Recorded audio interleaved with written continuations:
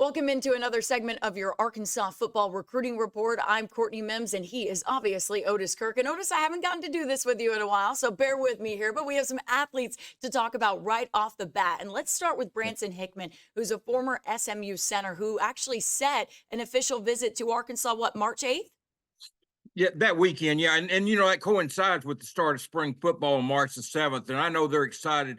Sam had said all along they need to get another interior offensive lineman, and the hope was to get someone who could place. It might be a guard, but could snap the ball if needed. But this Hickman gives them the true center deal. I mean, he's got 33 starts at SMU, and he is a true center. So it's easier for a center to play guard if he needs to than a guard to snap ball, because you never know how well they can snap the ball. This kid's got 33 starts, so he's perfect for what Arkansas is looking for. He's 6'3", 294. I guess in a perfect world, you'd want him to be about 320 or so, 315. But I mean, SMU plays a good schedule. They play tough. He's held his own, so you don't worry so much about his center, the size, as you would say a left or right tackle. But he's coming in to visit. He's finishing up at SMU. Somebody asked me the other day why he's not a midterm graduate transfer, and that's because he hasn't graduated yet, Courtney. He's taking classes at SMU this semester so he can become a grad transfer, and he'll have 1 year of eligibility left. But Arkansas, I think, is in really good shape with him. Eric Mateus is doing a good job. He played at Jesuit Prep. My goodness. Jesuit Prep High School. My goodness, down in Dallas, this kid did, and I didn't know that was that much of a tongue twister, but yeah, but anyway, Eric Mateus has done a good job recruiting, and he's bringing this kid in, and I think Arkansas is in good shape on him. But he's very experienced. SMU had a very good team this year. Yeah. Rhett Lashley, guy that I covered playing quarterback for the Shiloh Christian Saints up there, covered Rhett when he was quarterback there, and so Gus Malzahn and those guys, and Brett is the head coach at SMU, and Coach Hickman has coached him, and they had a very good season. They went to a bowl game, and I think they lost that game, but regardless, they got to a bowl game.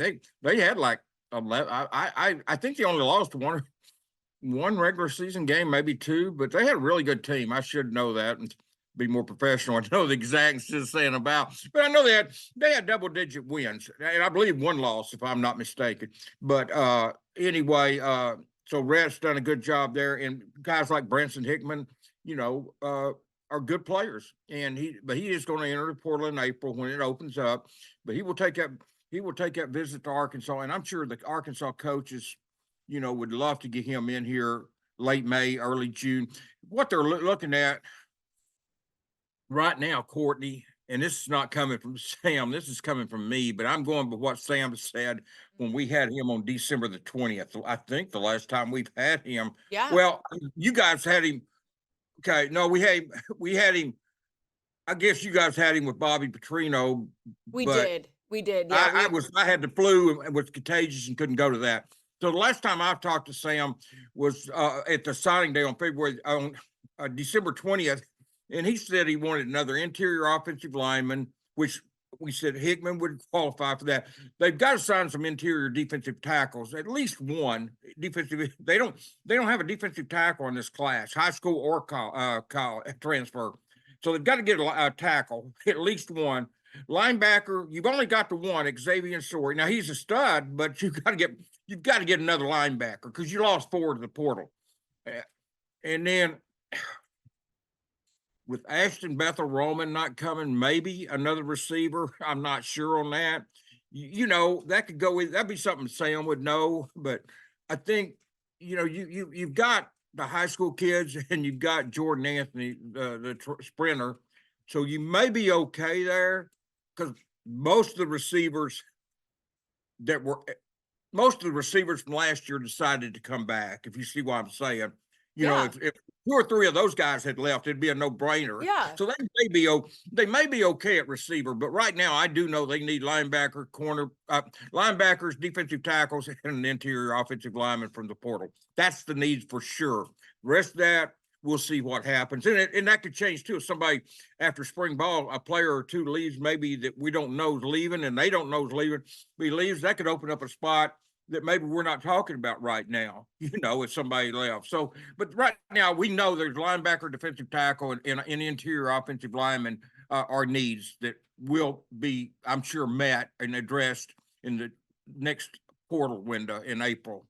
I absolutely, Otis. I mean, you mentioned all of those needs, and I was going to ask you where kind of Branson Hickman fits into that. And you said he was feeling good. You feel good about him possibly coming here. Have you talked to him at all? Have you written any stuff on him and gotten to speak to him yet, or not yet? I wrote a story. I sent him some quotes or some messages, and he did not reply. I will get in touch with him. Yeah, imagine that. He blew me off. I'm used to that, but anyway, anyway, I haven't yet, but I did write a story, for Pig Trail Nation, Hogville. So but I will be talking to him, and certainly we'll talk to him when he's here for his Oh yeah. official visit. We'll certainly, after his visit, I will definitely be talking to him, and I will do everything I can before then. I may even talk to Red about him because I Yeah. mean, like I said, I've known Red, and I've had lunch with his dad a few years ago down at I'll just say a restaurant. I'm not going to name it because I know you got sponsors and they may not be one. So I've had lunch with his dad at a restaurant a few years ago down here, and we talked. And Rich a good. Well, he's obviously a good coach. He was Yeah. a good quarterback. Yeah. Yeah. I Offensive coordinator at several stops. He was an offensive coordinator at Auburn, UConn, and I believe Miami, and then went to SMU to be the head coach. So, yeah, I may get with Red on him, but anyway, I will be talking to the kid, and yeah, he's finishing up, so he's got some work to do at SMU to graduate. Not easy. I mean, he's going to do it. It's not. I don't mean uphill climb. I just mean he's got to finish some classes and get his degree, and then he'll be eligible to transfer his grad transfer. Yeah.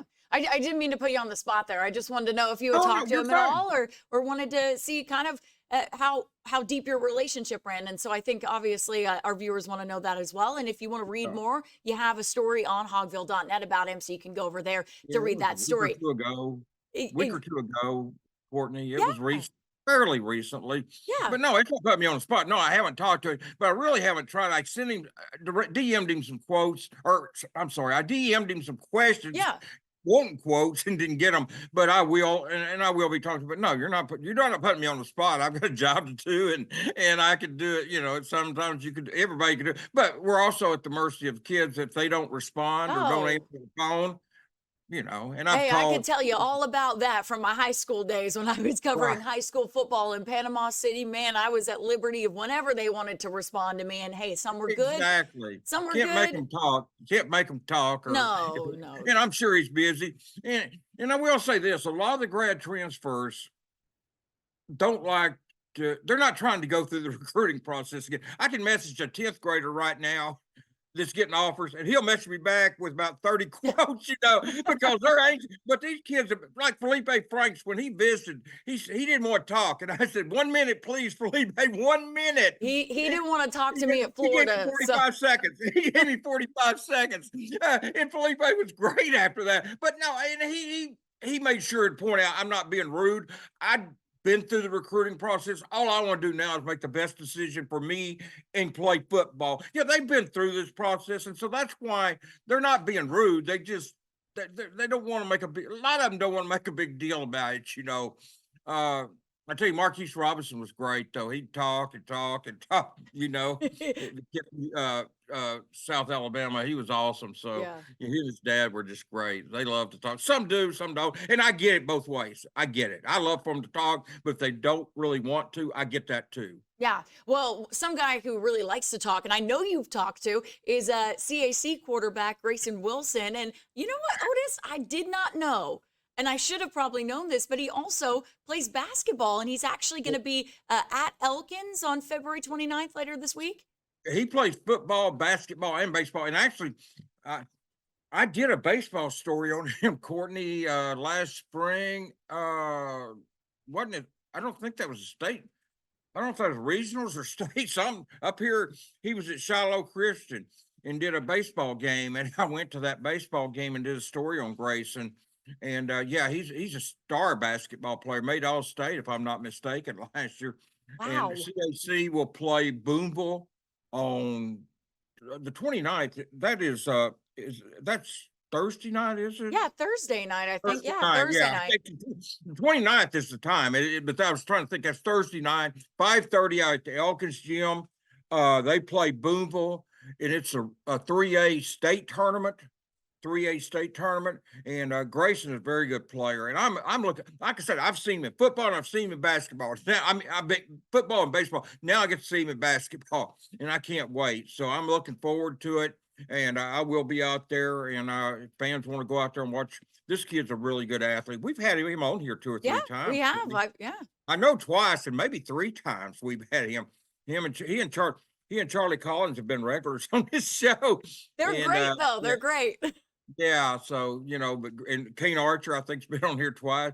But anyway, yeah, Grayson can play all kinds of sports. I honestly think he could be All-State at anything he tried. He was All-State in baseball, football, and basketball, and he probably if he played tennis, he could be All-State in tennis. I mean, this kid's just a natural athlete, and he got his athletic ability and mine too. So he got everything. He made up for it. He got mine too. So, but Grayson is committed to play quarterback at Arkansas, and he's more athletic than people think he is. I mean, he's more mobile in football. I'm just looking forward to seeing him play basketball. He's about 6'3", so he's not like he's a 6'10" kid, but he's 6'3", but he can rebound. I can imagine he's pretty tough. I know Grayson's a tough kid, and Courtney, I'm really looking forward to it. I haven't been to a high school basketball game this year. Oh, that's awesome. Kevin, that's Kevin's department, and I stay away from it. But I will be out there. Obviously, it's for a football related story, though. Even though I'm going there, and then, but I'm looking forward to. I'm really excited about it because I just want to see him play. Like I Yeah. said, I saw him in baseball. He played center field that night. He pitched the game before that, and I was covering something, maybe the Razorback baseball game, and didn't see him pitch the first game up here when he played up here. It was at Lincoln, and then he played again in the second round, and they played at Shiloh Christian's Field. They moved it up there because there was a lot of rainy weather, and I didn't have a Razorback baseball game. I did, but it was later where I could go watch him play, then get the baseball Razorbacks later. But yeah, I'm looking forward. I'm really, like I said, I saw him in baseball. He scored. He got a walk, I believe. Mm-hmm. A kid got a hit, and Grayson scored from first base on the hit and to the outfield, and he scored all the way from first base. So I know he's athletic, and I'm really excited to see him play. So it'll be something to report about. I'll talk about next Sunday here, and and hopefully they do well. They play Boonville Bearcats. So it'll be an interesting game. Boonville is the higher seed, so I imagine CAC is the underdog. But like I said, I really don't know much about either team. But I did look. I think CAC is the 3rd or 4th seed from their district or regional, and Boonville's number 2. So Boonville obviously is the higher seed. But we'll see how it turns out. You never know in these tournaments because these are teams that haven't played each other. They don't know each other, and I'm just looking forward to seeing Grayson play and the rest of these kids. Yeah, I mean, I knew you played baseball. I think we even talked about baseball on the show when we had him on with him. But man, I miss basketball. He is just an awesome athlete all around. I think you're right. If he played tennis, he would be All-State in that as well. It doesn't matter. It doesn't matter. He can play anything. I even said ping pong on there one day on X. I said this kid could be All-State at ping pong. I mean, he's just he's a great athlete, Courtney. Well, and I think honestly, it's awesome that he'll be in the area and playing at Elkins. And if any fans want to go out and see him, then they should definitely do so. That will be on February 29th, like we said, on this upcoming Thursday. 5:30. 5:30. Mm-hmm. There you go. And before we let you go, Otis, because I know we're running out of time here, I got to run over to Bogle Park and see the softball team play this afternoon. But before we let you go, we were talking about this before the show, but I want to get your thoughts right now because they're thinking of doing something different with the signing periods. Can you kind of explain to the viewers what is going on with that and what might change with the signing periods? Yeah, this is for football, and they're talking about they're going to probably move the December early signing period to the Wednesday before the college football championship games. It'd be the Wednesday before the championship game, the FBS championship game. So this year it would be on December 4th, I believe, would be to start. They're deciding if it'll be 3 days or 7 days. Couple of things. One, this would allow kids to sign with their peers and students in class. The way it's set up now, the Wednesday, nobody's in class. I mean, they're all broke for Christmas break now, so there's no kids there to watch these players sign. Being early would allow the student body to see these kids sign. Also, it would be before the portal opens. It would close before the transfer portal opens, because right now you've got it overlapping with signing day and the transfer portal open, and the coaches are pulling their hair out. This would allow signing day to happen before the portal opens. So you get that out of the way. It doesn't affect the traditional first Wednesday in February, the traditional national signing day, which is basically becoming pretty much a nothing, with kids signing. But there's even more to this. They are talking about in the third period, it'd be the first, but it would be the third signing option, and it would be in June or August, and it would be before the season. That would be like basketball right now. Kids sign before their season starts, their senior season starts in basketball. They sign in November, or they got the option to do that, Courtney. Yeah. They've got the option to sign early. They don't have to, but this would allow kids in June or August, they're still deciding on that, a chance to sign before their senior season. That way you could sign, be free of all that, and just play football your senior year, just like the basketball kids do right now. And that is something they're considering too.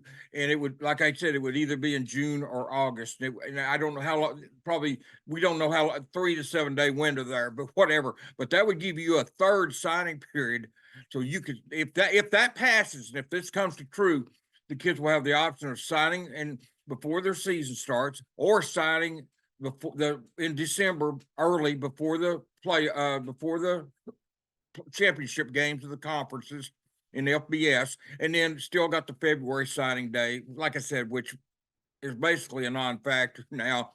But regardless, I like this. It gives them more options, and if a kid wants to sign in June or August before his season, and then have a drama free as far as recruiting senior season, I guess, drama free, whatever you want to say.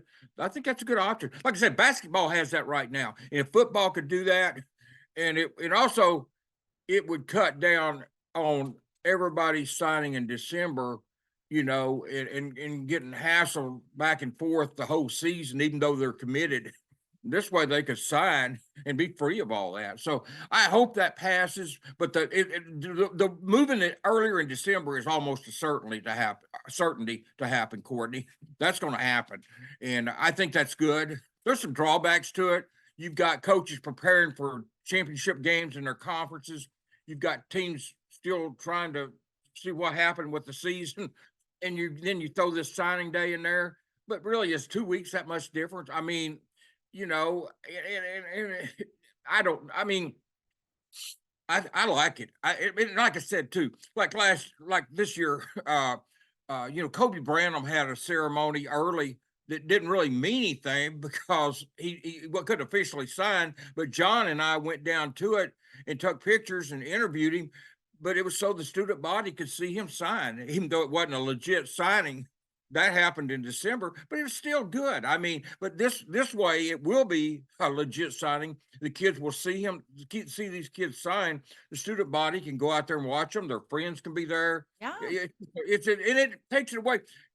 It takes it away from Christmas, because a lot of these kids too are their parents are wanting to travel during Christmas and stuff, and they're tied up with this recruiting at that time, and that would get away from that. Like this year it was December 20th. That's 5 days, Wednesday before Christmas on Monday. So you're getting it away from Christmas. You're getting it when the student body's in session, there's classes in session. I like it. That's going to pass. That's going to happen. It would take a miracle to stop that. That's why the June or August deal, I think, is still up in the air. I like it too. I hope that happens, but we'll see on that. But by the way, I'll have more on this. This is something that I'm just finding out about. I'm Mm. still gathering information on. There will be a story on Pig Trail Nation Hogville this week. I will be writing a story. I'm going to do some research on this, Courtney, and Yeah. do a story on it because I think it's really interesting. Yeah. And Yeah. I think some good. Finally, something they're doing something that makes sense. A lot of Yeah. times, For real. NCAA doesn't. Some of their things you think they threw a dart at a dartboard, to come up with these solutions they have. But I like this, and I think this helps the student athletes, and that's really what it should be about anyway. And not just that, Yeah. but I think it helps the coaches. Yeah. Yeah. Sam and those guys, and it's not just Arkansas. Every school, whether it's Lane Kiffin or whoever, they're pulling their hair out trying to balance the bowl practices. I know Arkansas didn't have a bowl this year, but the ones going to bowl practice, you've got transfer portal, you've got the early signing period in December. You're just overloading these guys, man. And you got these visits coming up for the transfer portal visits. This moves this stuff up some and takes Mm. away some of the stress on that. And when the signing in December would be before the portal opens, so that would be out of the way. And I Yeah. think it helps the coaches. I think it's good for everybody, Courtney, to be honest with you. Yeah, I think so as well, Otis. I'll be excited to see what you come up with in that article. And if anyone has any further questions, again, you are going to keep talking about this, research it a little bit more, and then put something out for everybody in a written format so everybody knows what's going on. But I definitely think it's really interesting too. And I love that it puts the power a little bit back in those student athletes' hands and getting the fun back to signing day, those traditional signings where you get to go and you get to see your family and friends, the other students around you. Well, And I absolutely love that. yeah, you get the student body, the kids signing with Arkansas, the student body calls the Hogs. I've been to those. They did that down there at Kobe Brown's. It's exciting for the kids. This is a once in a lifetime deal. I mean, I know kids enter the transfer portal, but the first signing is a huge deal. Mhm. And we talked about that with the kids entering the portal. They've already been through this, Courtney. But when you sign with a college, that's a huge deal.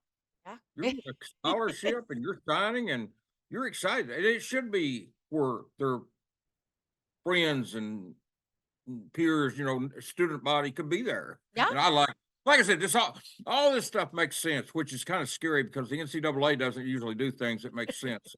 This Well, makes sense, and hopefully I'm pretty sure the December earlier is going to happen. yeah. We'll see about the summer deal. I was But I about to like say, it here in December, and there are drawbacks, but I like it. fingers crossed they actually put it into place because you never know. The NCAA does some weird things. So I won't say it's over until the fat lady sings, right? Yeah, that's Yeah, the phrase they- there.